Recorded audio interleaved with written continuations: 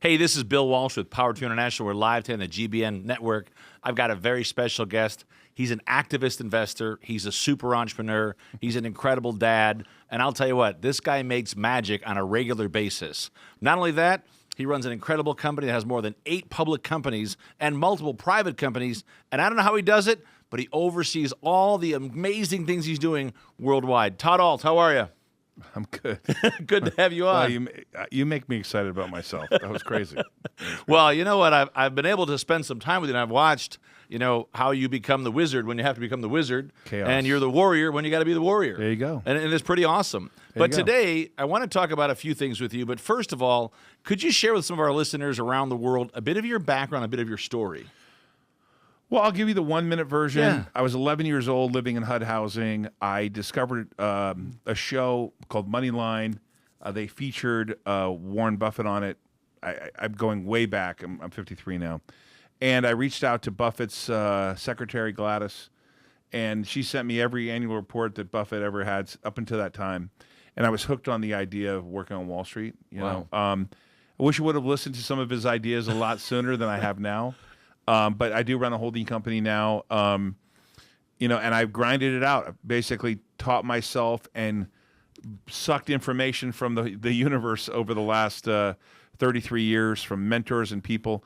And unfortunately, I didn't have one mentor. I had to learn all of it the hard way. But I've grinded it out, and now we run we run a couple of companies on the New York Stock Exchange, a couple on the NASDAQ. Wow. We're approaching 700 employees, so and about 200+ million in revenue. So I know one of the things you live by is called the risk-on way of life. Sure. Right? So tell me, what is the risk-on way of life? What does that mean to you? And if someone's an entrepreneur, what should they take away from that? So risk-on is an acronym that's a Wall Street term that I actually trademarked.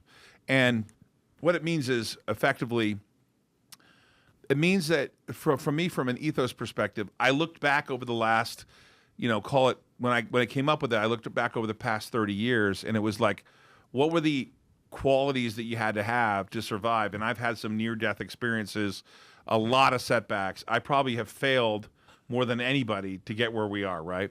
And that stands for, the R is for relationships, which is the most important thing.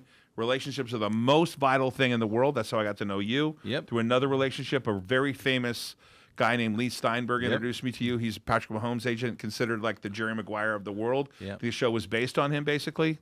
Invest in yourself, which is the I in risk on, which really means others won't invest in you unless you invest in yourself first. Correct. And that means getting to know stuff, getting to know people, getting to know information. And don't say you want to do something, but really invest in, if you want to do something, what it means, like who's doing it. Really invest in your education. Right. And that doesn't mean college. It just means just get invested in yourself. Pick a course and stay the course. That's the ask and risk on, which is staying the course of whatever your goal is. That's really critical. Now, I'm not saying if you're going to go to Mars, you don't have to make corrections along the way, because obviously you can make big course corrections. Yeah. But I found that anytime I get off of what my original goal was, I settle for someone else's goal, I'm really disappointed later. Yeah. So stay your own course. The K is for know your competition better than themselves. That's really a misnomer. It is for know the competition, but it's really know the landscape. Don't fake it, but really find out and ask questions about who your competitors are, how they're doing it. Go visit them. Learn your competition, especially in what space you're going to be in. Yep. The O is for own your own mistakes and try not to make them again. I have made 1 million mistakes. Unfortunately, I've made some over and over again. I really messed that up a couple times. And then the N is for never give up. And that is the culmination of, if you have all these relationships, you're investing in yourself, you're staying in your own course, you're knowing your competition, you're owning your own mistakes, then you will never give up. But a lot of people just give up. They do. They give up on what they want. They give up because someone else told them not to do it. They give up because they lack self-confidence.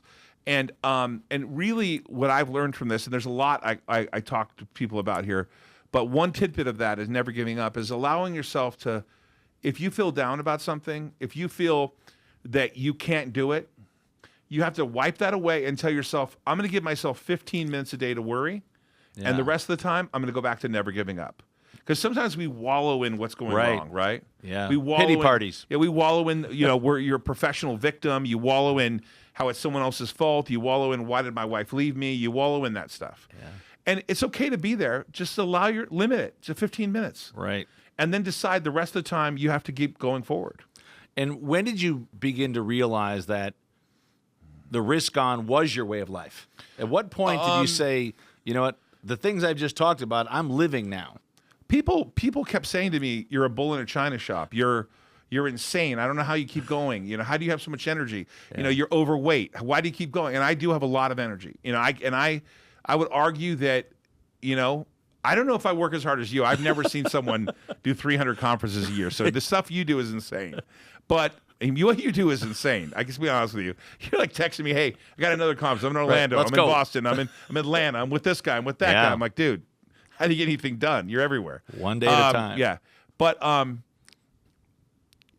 I had a series of people when I had some failures, when I was back at it, they're like, "Dude, this guy never gives up." Right. And a friend of mine who's a Hollywood guy who he had his own ups and downs said to me, risk on is a philosophy for you. That's what But I think it's your way of life. Right. And it took me some time to understand that. He was a big contributor to me understanding that what people's perception of me was. Right. I think after I got a lot of hate, because I have some haters, right? I realized. Well, if you don't have any haters, you're not doing very much. No, if you don't have haters, you're doing nothing. That's right. You're not breaking eggs. You're not right. doing anything. And I get them all the time. Yeah. And then I realize, how come I don't hate anyone? Like I really thought this through. I'm like, why don't I hate anybody? Yeah. And I realized I don't hate anybody. And my friend who is very successful, he's a multi-billionaire. He said to me, he's actually a really well-known guy. He said to me, "Todd, you don't have time for hating people. Right. And you can't create when you hate. And you don't feed it. Whatever you feed grows. And if you don't have time to feed it, right. you're going to focus on where you're going, not where you've been. It dawned on me that the never give up part and the relationship part was, I even have relationships with people that that wronged me, or maybe I wronged them. We worked it out. But the point is that I don't give up and I don't hate. Now, one of the things that you and I have talked about that I feel is so important for every entrepreneur to hear about today is that, you said one of the most important decisions you'll ever make in your life is your partner. Sure. And I want you to just talk about that for a minute. We don't have a lot of time, but I want to talk about that for a minute. That how much has that had an impact on helping you stay the course and becoming the person you are today? Well, I think being in business with the right people, yep, but marrying the right person is everything. Yeah. And I have no ill will towards my first wife, but we had a conversation after 12 years of marriage, and there were other reasons why she left me. Sure. And that was a good wake up for me. But the main thing was she's like, "Hey, I want you to be at home, 5 o'clock, and I want you to leave work at work." And I'm thinking to myself, "Oh wow!" The day that I ever heard that, I knew things were. I ignored it for a minute or two, but I thought to myself, because I had no idea that she would leave me. But I said to her, "That'll never happen. That's not going to work." I literally said the words, "That's never going to happen." Okay? I am never not bringing my work home, because I would come home and I would be consumed with CNBC or stock trading or Buffett and I consume media. I mean, I probably read. At least, if I don't read a book a week, I don't know what I do for a living. Like I read like crazy. Yeah. I'm right now reading Elon Musk's new book, the Walter Isaacson book. Right. So when I got married, give me 2 more books that you would say every entrepreneur should read, and we'll go right back to this. It almost doesn't matter. If you don't read Think and Grow Rich by Napoleon Hill, you're not an entrepreneur. Right. I fully believe if you've not read that book cover to cover and understand, now it's written in a format that's old in the sense that the way people used to talk. Yeah. But you have to understand the original Think and Grow Rich. Don't buy, you can buy all the other ones after, but read the original book by Napoleon Hill. Yeah. And then the second book is actually going to throw people off for a little bit, but this is a book that changed my life. And it's a book by M. Scott Peck called The Road Less Traveled. Yeah. And The Road Less Traveled is a psychological book. And I read that book. My therapist gave it to me after I was married and got a divorce. She helped me, and I read that book, and it changed my life. The Road Less Traveled, in the very beginning of the book, explains to you the most key point. And once you understand it, your life gets a little easier. Yeah. Now, if you're not religious, the end of it's not as relevant. But M. Scott Peck, The Road Less Traveled, the original one, is a great book for the right reasons. I understand. Someone in the audience, my producer, is telling me what the book says in the beginning, and I know what it is, and I'm not going to give it away. Okay, exactly, right. You got to read it. You got to go get it. I tell everyone you got to read it, So- because I'll know whether you read it or not, and that means you read it. So quickly back to, picking the right partner, having a great spouse has made all the difference. When you went through the tough times in business, having that person there, did that also make a huge impact in your go-forward plan? Well, I'm going to go back to what I was saying about the spouse. So I asked a woman to marry me, and then I told her what that meant to me. Here's all the things that are my problems. And you're signing yourself up. I said 50 or 500, meaning I'll make 50,000 or 500,000. You're signing up for someone that has failed before, has been successful for, and will never give up. But I didn't know that was risk on at the time. Right. But I basically told her everything that I thought I would be, and she's like, I'm all for it, and she kept her word. It's really hard, especially with social media today. I see all these younger girls kind of blasting guys. It's difficult for a guy today. It's very difficult because what's the deal, right? They have to pay out part of their pay if they get a divorce. They don't get the kids all the time. I can understand what's going on in that generation, right? It's really marriage is a tough thing nowadays. It sucks in the sense that if you can get to some form of traditional value where you have an understanding with your partner, if your partner is, me being a male, if my wife wanted to work and I was okay with that and she wanted that, then I have to support her. But in my case, I knew I wanted a wife that was at home with the kids, right? But she wanted the same thing I did. Yeah. So you got to really align and have that long talk before it becomes a problem talk later. Right, and learn to fight fair. And so one of the things that I did with my second wife, we went to counseling for 9 months before we got married. Wow. Because I wanted her to understand what I've been being taught. I've been seeing that same therapist for 23 years. I believe people will go get a coach to golf. They'll get a bowling coach, but they'll get a coach, a mentor to help with real estate, but they won't get one for their personal lives. Right. And I think that you have to invest in yourself every day. And part of that is a fair assessment. I do it with a lot of my employees. When I'm unfair to an employee, I self-correct a lot. Now, I've been doing therapy for such a long time. Yeah. And when I think they're being unfair, I'm a little calmer now because I know that they probably have something going on. Something else happening. happening. And I got to give them a little bit of a break to have a conversation with them because most of the people that stick with me have, the employees that are closest to me, have a long-term vested interest in their own success. Right. And they're trying to help me. Well, it's been an honor to work with you and be a part of some of your day-to-day. But I think it's important people hear about. Tell me a few of the habits that you use every day that have helped you to create the companies, the global presence, all the people you employ. But what are some daily habits you find? These are like non-negotiable habits for you that have really made a difference. One thing for sure is that I will never put a person in charge of any of my companies that hasn't had to make a payroll. Right.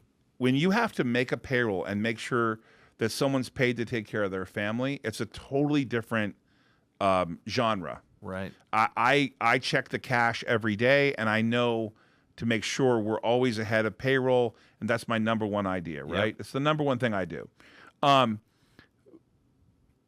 It took me a long time to learn this, but effectively, if you're going to be in charge, you have to know your numbers. This is a Tillman Fertitta moment, right? Sure. Which is that if you don't really know your numbers, you're really not in charge. You're done. Right. So every day I know my numbers. Every day I talk to people about what's happening every day. And lately, over the last couple of years, especially now, I've allowed people to go run in front of me without me being involved in every aspect of it. Yeah. And it was that give up of being involved in but check but verify has allowed the company to grow dramatically. When I was a control freak in the beginning, you can't get. But I work with some other folks like that, and as big as they are, and you would think, in the hundreds of millions of dollars of revenue, any checks over certain amounts, they're on those checks. Oh no, there's no question. And they want about to see that. every detail for that. Oh no, if it's a certain amount of check, I'm aware of it. Yeah, they don't miss any of that. Yeah, I know your numbers means. I mean, I'm still aware of, whether something's 10,000, 5,000, 50,000, over 50,000. I'm pretty aware of what's happening. I want to talk before we finish up today about this idea and the movement to have these risk-on conferences. So what are they about? Who should attend and why should they attend? So I have a colleague of mine who helped me with this about 5 years ago, and it was I didn't understand what access meant. Yeah. I'm effectively 1 degree of separation from just about everyone, including our former president. Yeah. I'm 1 degree of separation. I don't know if I'm 1 degree of separation from Joe Biden, but I'm pretty close. Right. And leaders and entrepreneurs and people running Fortune 500 companies. And I got that by attending conferences and meeting people and really understanding that if you're not networking with people that are above your caliber, meaning their level of wealth, their level of success, however you define it. Yeah. By the way, you can define it however you want, because my wife has helped raise 4 kids, and I consider her to be massively successful. Wildly successful, right? 100%. But it's her level of success, Yep. right? It's whatever you define your success is. So what I figured out 3 years ago was I would have saved probably $200 million of personal wealth. Wow. By having connections in contact with people that knew more than I did and that I could talk to them. And that resulted in these risk-on conferences, right? Yeah. Because when I can bring A-Rod, Damon John, when I can bring the founder of Ugg Boots, when I can bring Charles Payne in, who I've known for 30 years plus. Awesome. When I can bring them into the loop. By the way, Charles was in the Wall Street game like I was, and now he's on Fox, right? Yeah. When I can bring these people in and you can meet them, if you're sincere, there's all the people that are at my conference, and some of them, by the way, not on stage. Some of them that are not on stage there's billionaires That there, are sitting right? in class, that are sitting legit in the program. billionaires, right? Yeah. They're just there to hang out with me and learn more and talk. And what would you say some of the takeaways? So number one, access, because that's how you created the magic you have today. Right. Because you showed up. Right. You got to show up. So if people are going to show up, what are some things they're going to take away from the conference? Because I think access being number one. I think the biggest thing is that access part is important, but it's only going to go far as you want to make it. Yeah. Like what I realize is that a lot of people will buy into an idea, but will they actually own it, take control of it? So what you're going to take away from this is how different people have made different money. Yeah. How they have necessarily got where they are. And if you have a direct question, I'll tell you one thing.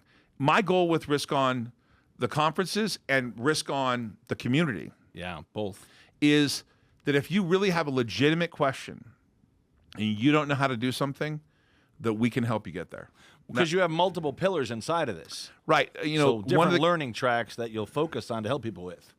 Yeah, I would tell you that the 12 pillars of Risk On, which are not all out there, we're kind of rolling it out slowly. Exactly. Very exciting. They all involve some form of philanthropy, a give back, or the idea of how do you bring a company public? How do you raise money? Right. How do you buy real estate? I started buying real estate when I was so young, right? And it's been one of my favorite things, and one of the things that I love about real estate is all the passive income. But how do you actually do that? Like, you can just say it, but people are intimidated. Like, where do I get the money?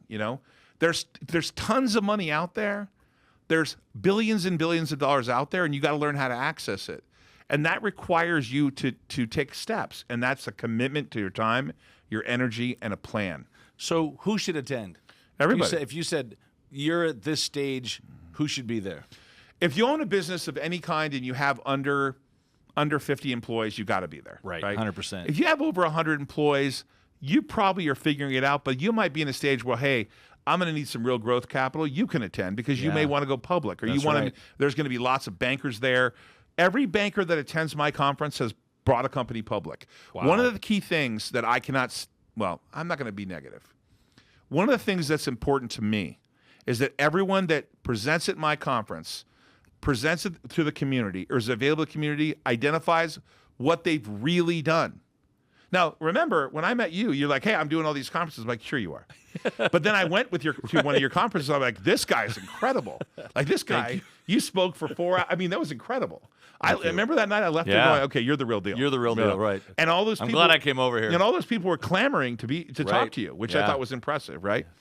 So I don't want to do business with people that are going to teach people in the community unless they've done it. And they live it. They live it. For example, guys, our guy Brett in the background here. Yeah. I've known this guy for years. He's been in the community here in Vegas, and he's a legit producer of media. He has a legit studio, a legit recording studio. So if you want to get into recording studio business, I got the guy for you. If you want to get into speaking business, I got a guy for you. Right here. If you want to get into real estate, I got a guy for you. If you want to learn how to be a CFO, an accountant, a movie producer, this is what Risk-On's about. It's go know your competition, go develop relationships, but you got to make a claim. What do you want to do with your life? Like you can't go there and say, I don't know what I want to do. Now you can if you just want to meet people. Right. But if you want to get the most out of it, you should come there with the idea of like, I want to open a bagel shop. By the way, the #1 bagel shop guy in the country in Chicago, I happen to know him. I met him through a relationship. You want to be in insurance? The #1 insurance broker in the world is attending the conference. The #1 guy making the most money in the world as an insurance broker will be at my conference. At the bottom line, sorry, I don't mean to get. If you're listening today, I think you know why you should attend. Yeah, exactly. Because if you can feel how excited he is about this, then you've got to be there. Last words of wisdom for our group that's listening today. You got to know what you want to do, and if you don't, you got to network with people and figure it out. You know, you have. I don't like stealing other people's material, but one thing that a famous guy says, and he's a pretty famous guy, is that you have a responsibility to be successful. It's true. And you do have a responsibility. I got to give credit to Grant Cardone for that statement because I can't really think of another way of saying it. But you've got to have a responsibility to your family, yourself, your colleagues. Think about how long it took your parents to raise you. That's such a long time, right? And regardless of whether you had a broken family, I never knew my father. My biological father, the sperm donor, never met him. Wow. But I knew that I had a responsibility to be different, and my kids know me, right? So you have a responsibility out of growing up to figure out and honor your family and yourself to be successful at whatever you define success. If you're successful with what you do, come share it with people at the conference. 100%. If you're not successful and you want to figure it out and you need help, come share it with us, and we'll try to help you. Listen up, everybody. You heard it here first. Todd Ault, the real deal. If you want to be a part of the community, I would highly recommend you be a part of it today, as well as attend the conference, whether it's one of the main conferences or some of the city conferences coming up. I share this a lot. Success is about showing up. I can tell you what I've seen from working with this guy in a very short time. He shows up every day. He shows up every day and he plays full out. He leaves nothing on the table. And whatever you're doing for the dates of these conferences, get them in your calendar now so you're there. You're part of a great community. You get that word he just talked about, access. But more importantly, you're going to meet some of the best people you've ever met in your life and learn some of the great things. So, Todd Ault, thank you so much. Thanks, my friend. Man, I appreciate you. Yeah, there's going to be a lot of people at that conference. It's going to be a lot of fun. People are going to be surprised who shows up. So just be there. Love you guys. Thanks for plugging in. Bill Walsh, Power Team International.